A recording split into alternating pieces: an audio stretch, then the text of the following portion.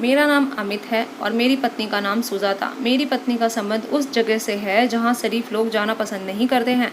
एक बार मेरे कुछ दोस्त मुझे जिद करके दिल्ली की उन गलियों में ले गए जहाँ लड़कियों की कोई कमी नहीं थी। हर चौबारे से कोई ना कोई हसीन परियों जैसी लड़की किसी न किसी को देख रही थी, जैसे हर किसी को अपनी अदाएं दिखाकर अपनी ओर खींच रही हों। मैं वहाँ अपने दोस्तों के कहने पर ही गया था।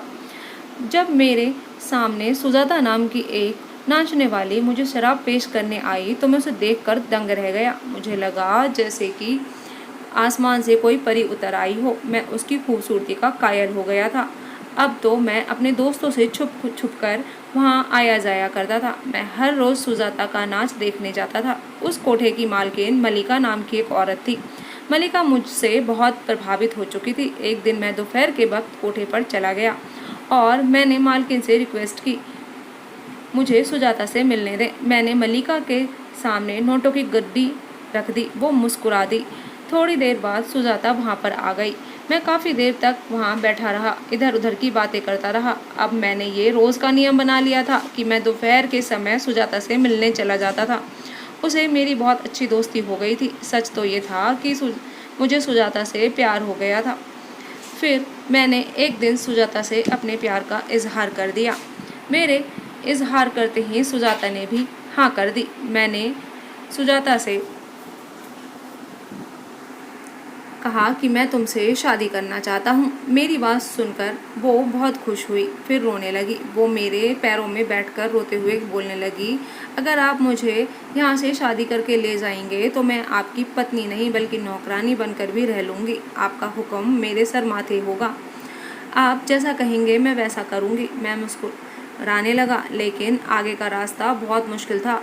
मलिका सुजाता जैसे हीरे को अपने हाथ से नहीं जाने देना चाहती थी। उधर मेरे माँ बाप एक नाचने वाले को अपनी बहू बनाना पसंद नहीं करते। मैंने मलिका को एक 5 लाख का चेक दिया तो उसका मुंह बंद हो गया। मैं सुजाता से शादी करके एक फ्लैट में रहने के लिए आया। मैंने सोचा था कि कुछ समय गुजर जाएगा तो मैं अपने माँ बाप से मिलवा दूंगा। अगर एक बार मेरी शादी सुजाता से हो जाएगी तो मेरे घर वालों को मेरी बात माननी ही पड़ेगी। हमारी ज़िंदगी बहुत अच्छी गुजर रही थी। फिर एक दिन सुजाता ने मुझे फ़ोन करके बाज़ार जाने की अनुमति मांगी, लेकिन वो वापस नहीं आई। मैं बहुत परेशान हो रहा था कि वो कहाँ चली गई। फिर मुझे एक हॉस्पिटल से कॉल आया कि आपकी पत्नी का एक्सीडेंट हो गया है। ये सुनकर तो मैं बहुत परेशान हो गया और मैं जल्दी से हॉस्पिटल पहुँचा। एक डॉक्टर ने मेरी पत्नी की तरफ देखते हुए बोला कि माफ़ कीजिएगा, आपकी पत्नी कोमा में चली गई है। अब कुछ नहीं पता कि इनको कब होश आएगा। ये अब इतनी जल्दी हुआ कि मुझे संभलने का मौका ही नहीं मिला। मैं हॉस्पिटल के बेंच पर बैठा बहुत देर तक रोता रहा। मेरी खुशियों को न जाने किसकी नज़र लग गई थी। अभी तो मैंने अपनी ज़िंदगी शुरुआत ही की थी। जब मेरी हालत बेहतर नहीं हुई तो मैं अपने माँ बाप के पास गांव चला गया। मुझे देखकर मेरे माँ बाप बहुत खुश हो गए। अपने पापा बोले, शुक्र है कि तुम आ गए, अब तुम खुद ही संभालो अपनी ज़मीनें। मैं अपने पापा के गले लगकर रोने लगा। मैंने अपने माँ बाप को बताया कि मैंने सुजाता नाम की लड़की से शादी कर ली है। हमारी शादी को अभी 2 ही महीने गुजरे थे कि सुजाता का एक्सीडेंट हो गया। मेरे माँ बाप मेरी बात सुनकर बहुत परेशान हो गए। मैंने अपनी मजबूरी अपने पापा को बताई कि मैं सुजाता को हॉस्पिटल में अकेले नहीं छोड़ सकता। अब जब सुजाता की तबीयत ठीक हो जाएगी तो मैं वापस चला आऊँगा। मेरे पापा मेरी बात सुनकर मान गए और मैं दिल्ली वापस आ गया। मैं सुजाता से जब भी हॉस्पिटल में मिलता बस यही कहता कि तुम जल्दी ठीक हो जाओ, मैं तुम्हारे बगैर नहीं रह सकता। मैंने अपने माँ बाप को भी तुम्हारे बारे में सब कुछ बता दिया है और मैंने उनको मना भी लिया है। अगले दिन जब मैं सुजाता से मिलने हॉस्पिटल गया तो मैंने देखा कि सुजाता हॉस्पिटल के कपड़ों में नहीं पहन रखे थे। तो नर्स मैं पूछने लगा कि सुजाता ने हॉस्पिटल की वर्दी क्यों नहीं पहन रखी है। तो नर्स बोली कि मरीज़ हॉस्पिटल की वर्दी से ऊब जाता है। अब हम हर रोज़ आपकी पत्नी के कपड़े बदल दिया करेंगे ताकि वो जल्द ही अपनी ज़िंदगी की तरफ लौट आएँ। मुझे इन बातों को बहुत कोई समझ नहीं थी तो मैं कुछ नहीं बोला और वहाँ से सुजाता से मिलकर चला आया। एक चीज़ मुझे बहुत अजीब लगती थी कि सुजाता के जो कपड़े बदले जाते थे वो कपड़े बिल्कुल भी आम कपड़े नहीं होते थे। वो सारे ही कपड़े बहुत महंगे होते थे। ये बात मुझे बिल्कुल भी समझ में नहीं आती थी कि हॉस्पिटल वाले अपने पास से कपड़े लेकर सिलवाकर मरीज को क्यों पहनाते थे। फिर एक दिन मैंने ध्यान दिया तो सुजाता के चेहरे पर हल्का हल्का मेकअप भी लगा हुआ था। मुझे बहुत हैरानी हुई और मैंने नर्स से पूछा कि चलो ठीक है, कपड़े तो आप लोग बदलते ही हैं, लेकिन चेहरे पर ये हल्के हल्के मेकअप के निशान कहाँ से आए? आखिर ये सब क्या है? मैंने देखा कि मेरे सवालों पर नर्स थोड़ा घबरा गई।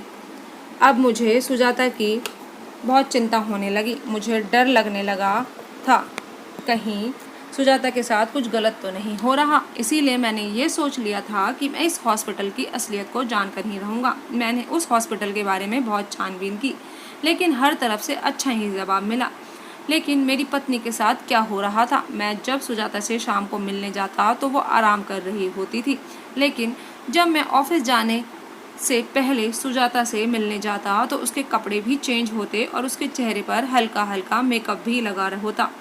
अब मैंने अपना इरादा बना लिया था कि मैं ऑफिस के बाद घर नहीं आऊँगा और खुद ही देखूँगा आखिर ये क्या हो रहा है। मैंने सारी रात जासूसी करते हुए गुजार दी, लेकिन कुछ भी नहीं मिला जिस पर शक किया जाए। अब जब मैं सुबह सुजाता से मिलने गया तो उसके कपड़े भी बदले हुए थे और उसके चेहरे पर मेकअप लगा हुआ था। अब मुझे हैरानी होने लगी। फिर मैंने कुछ अलग करने का सोचा। मैंने हॉस्पिटल के एक जूनियर डॉक्टर से बात की और उसको एक भारी रकम दी और रकम देकर डॉक्टर राजी हो गया। अब मुझे रात होने का इंतज़ार था। जैसे ही रात हुई मैंने उस जूनियर डॉक्टर की ड्रेस पहन ली। अब मुझे सुजाता के कमरे में जाने से किसी ने नहीं रोका। मैं जैसे ही कमरे में गया, अंदर जाकर मैंने जो देखा उसको देखकर मेरे तो होश ही उड़ गए थे, क्योंकि सुजाता का बेड तो खाली था। मैं बहुत परेशान हो गया और सोचने लगा कि आखिर सुजाता कहाँ जा सकती है। मैं जैसे गया था वैसे ही बाहर आ गया। फिर मैंने जूनियर डॉक्टर से सुजाता के बारे में पूछा तो उसको कुछ नहीं पता था। उसने मुझे मना कर दिया। फिर मैंने अपने चेहरे पर मास्क लगाया और उस नर्स के पास पहुंच गया जो सारे दिन सुजाता के कमरे में के पास चक्कर लगाती रहती थी। मैंने उससे पूछा इस कमरे का मरीज कहाँ है? तो वो नर्स बोली जहाँ रोज़ जाती है आज भी वहीं गई होगी। मैंने धड़कते दिल के साथ पूछा कि वो कहाँ जाती है? तो नर्स मुस्कुराकर बोली आप ज़्यादा होशियार मत बनिए, अपना हिस्सा तो आप भी ले रहे हैं ना। ये सब सुनना मेरे लिए बर्दाश्त से बाहर हो रहा था। मैंने जूनियर डॉक्टर की ड्रेस वापस कर दी और अपने कपड़े पहन लिए। कपड़े पहनकर मैं वहीं हॉस्पिटल के बेंच पर बैठ गया। मैं देखना चाहता था कि आखिर सुजाता कहाँ से वापस आएगी, लेकिन सुबह के 9 बज गए थे और सुजाता अभी तक नहीं आई थी। मेरे पास से एक नर्स गुजरी तो मैंने बोला मुझे अपनी पत्नी से मिलना है, क्योंकि मैं उससे मिलने के बाद मुझे ऑफिस जाना है। उसने मुझसे बोला कि आपके पास 10 मिनट हैं। इजाज़त मिलते ही मैं बहुत तेज़ी से सुजाता के कमरे में दाखिल हुआ और वो वहाँ मौजूद थी। उसने कपड़े चेंज किए हुए थे और रोज़ की तरह उसके चेहरे पर मेकअप भी लगा हुआ था। अब मुझे समझ आ रहा था कि रोज़ रात को कोई सुजाता को अगवा करता है। मेरे दिमाग में एक प्लान आया। मैंने डॉक्टर को बोला कि डॉक्टर साहब मैं 2-3 दिन के लिए अपने गाँव जा रहा हूँ, इसीलिए मैं हॉस्पिटल के चक्कर नहीं लगा पाऊँगा। आप मेरी पत्नी का मेरे पीछे से अच्छे से ख्याल रखिएगा और किसी भी तरह की इमरजेंसी में मुझे कॉल करके बुला लीजिएगा। डॉक्टर ने मुझे सुजाता का ख्याल रखने के लिए यकीन दिलाया। मैं सुजाता से मिलकर हॉस्पिटल के बाहर आया और ऑफिस के लिए निकल गया। ऑफिस से जब घर आया तो अपना भेष बदलकर हॉस्पिटल के पीछे वाले हिस्से में बैठ गया। मुझे कुछ ही देर हुआ था वहाँ बैठे हुए कि मैंने जो देखा उसको देखकर मेरा दिल ही बैठ गया। सुजाता अपने पैरों पर चलकर हॉस्पिटल के पीछे वाले गेट से निकलकर एक बड़ी सी गाड़ी में बैठकर कहीं चली गई। मैं पूरी तरह से टूट गया था और मेरा दिल कर रहा था कि मैं वहाँ बैठकर जोर जोर से फूट फूट कर रोऊं, लेकिन सुजाता का पीछा भी करना था, जरूरी था। इसीलिए मैंने भी अपनी गाड़ी निकाली और उस गाड़ी का पीछा करने लगा। आज मेरी ज़िंदगी का सबसे बुरा दिन था। गाड़ी का पीछा करते करते मैं वहाँ पहुँच गया जहाँ से मैंने सुजाता को निकाल कर लाया था। मैंने उसको इज्जत दी थी, घर की 4 दीवारी दी थी, लेकिन वो फिर से कोठे के अंदर दाखिल हो चुकी थी। ये तो अच्छा था कि मैंने खुद का वेश इस कदर बदल रखा था कि मुझे कोई नहीं पहचान सकता था। आज मैं कोठे में दाखिल हुआ तो सुजाता नाच रही थी। मेरा दिल चाह रहा था कि मैं उठकर उसमें एक ज़ोरदार थप्पड़ मार दूं, लेकिन मैंने सब्र किया।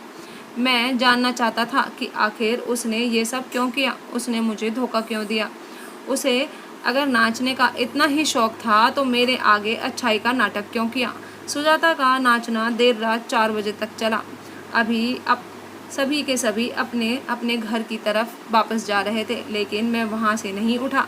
जब हॉल खाली हो गया तो मैं सुजाता के सामने जाकर खड़ा हो गया। मैंने जब अपना मास्क हटाया तो मुझे देखकर हैरान हो गई। उसका चेहरा डर के मारे लाल हो चुका था। मेरे आंखों से आंसू बह रहे थे। मैंने रोते हुए उससे कहा कि अगर तुम्हें ये सब छोड़ना ही नहीं था तो तुमने क्यों कहा कि मैं तुमसे शादी कर लूँ। मैंने तुम्हारे लिए अपने माँ बाप का भी दिल दुखाया, फिर भी तुम मेरी नहीं हुई। सुजाता भी रोने लगी और बोली कि कुछ लोग हम जैसे भी होते हैं जिनके नसीब में इज्जत की ज़िंदगी नहीं लिखी होती। मैं तुमसे शादी करके बहुत खुश थी। अब मुझे किसी के सामने नाचना नहीं पड़ता था और ना ही किसी को शराब पिलाना पड़ता था। लेकिन एक दिन फिर कुछ ऐसा हुआ कि मैं मजबूरन होकर कोठे पर वापस चली आई। अब मुझे और भी गुस्सा आ गया और मैं चिल्लाकर बोला, जरा मुझे भी तो बताओ कि ऐसी कौन सी मजबूरी आ गई कि तुमने ये सब दोबारा करना शुरू कर दिया। सुजाता बोली कि तुमसे पहले एक सेठ मेरा नाच देखने आता था और उसको मेरा नाच बहुत पसंद था। मल्लिका ने उसे जुबान दे रखी थी कि मैं उस सेठ के सिवा किसी और के सामने नहीं नाचूंगी, मगर एक दिन वो सेठ गायब हो गया। मल्लिका ने उससे बहुत कोशिश की बात करने की, लेकिन उसकी तरफ से कोई जवाब नहीं आया। तो मल्लिका ने मुझे फिर से भरी महफिल में नाचना शुरू करा दिया। जब पहली बार तुम मेरे नाच देखने आए थे तब मेरी नज़र तुम पे गई और तुम मेरी ज़िंदगी में आ गए। हम दोनों को एक दूसरे से प्यार हो गया और तुमने मुझे 5 लाख रुपए देकर खरीद लिया। यहाँ से जाकर तुमने मुझसे शादी कर ली, लेकिन हमारी शादी के 2 महीने बाद ही सेठ वापस आ गया। उसने कहा कि अगर मैं दोबारा नाचने नहीं लगी तो सुजाता के पति को जान से मार दूंगा। उसने मल्लिका को धमकी दी थी कि वो उसको भी मरवा देगा। पता नहीं कहाँ से उसने हमारा पता निकलवा लिया और मल्लिका को लेकर हमारे घर आ गया। मैं बहुत डर गई थी। मैं ये कैसे बर्दाश्त कर सकती थी कि मेरा पति मुझसे छिन जाए। मैंने मजबूरी में आकर दोबारा से नाचना शुरू कर दिया। आपकी जान बचाने के लिए सेठ की बात मान ली। वो मुझे जैसा कहता गया मैं वैसा करती रही। उसने मुझसे कहा कि मैं आपसे दूर हो जाऊं। उसने मुझसे कहा कि मैं सिर्फ उसके सामने ही हर रात नाचूं। आपकी जान बचाने के लिए मैंने झूठे एक्सीडेंट का बहाना किया और एक डॉक्टर को अपने साथ कर लिया। मैंने कोठे पर नाचना शुरू कर दिया ताकि उसका ध्यान आपकी तरफ से हट जाए। मेरे लिए तो यही काफ़ी था कि आप मेरे सामने 10 मिनट के लिए आ जाते थे और मैं आपका चेहरा देख लिया करती थी। आपकी सारी खबर मुझे तक पहुंच जाया करती थी। मैंने सुजाता से पूछा कि तुम बताओ, क्या तुम इस ज़िंदगी से खुश हो? सुजाता रोते हुए बोली, मैं अब इज्जत की ज़िंदगी का स्वाद चख चुकी हूँ। मुझे ये मजबूरी की और बदनामी की ज़िंदगी अच्छी नहीं लगती। मेरा दिल तो करता है कि सेठ फिर से कहीं गायब हो जाए या यूँ कहूँ कि मर ही जाए और मैं फिर से आपके पास आ जाऊं। मैं सुजाता से बहुत प्यार करता था। मैं उसके बिना नहीं रह सकता था। मैंने उसका हाथ पकड़कर कहा कि अगर तुम मुझे सेठ वाली बात पहले ही बता देती तो तुम्हें इतनी परेशानी नहीं उठानी पड़ती। मैं उसका कोई ना कोई हल निकाल लेता। मैंने सुजाता को तसल्ली दी और पुलिस में जाकर एक FIR दर्ज करा दी और पुलिस उसे उठा कर ले गई। अब मैं अपने वादे के मुताबिक अपने गांव वापस आ गया। मेरे माँ बाप ने सुजाता को खुले दिल से बहू के रूप में अपना लिया था और सुजाता ने भी गांव के माहौल को बहुत अच्छे से अपना लिया था। मेरी और सुजाता की ज़िंदगी अब रास्ते पर आ गई थी। मैंने अब दिल्ली से पूरी तरह से दूरी बना लिया था। अब मेरे माँ बाप और सुजाता सभी अपनी ज़िंदगी में बहुत खुश थे। मैं सुजाता को देखकर बहुत खुश था। तो दोस्तों, आज की कहानी आपको कैसी लगी ज़रूर बताइएगा। अगर चैनल पर न्यू हैं तो सब्सक्राइब कर लीजिएगा। पुराने हैं तो कहानी पूरी सुनने के लिए धन्यवाद। फिर मिलती हूँ एक नई कहानी के साथ। प्लीज़ अपने फैमिली एंड फ्रेंड्स के साथ शेयर कर दें कहानियों को। Bye bye.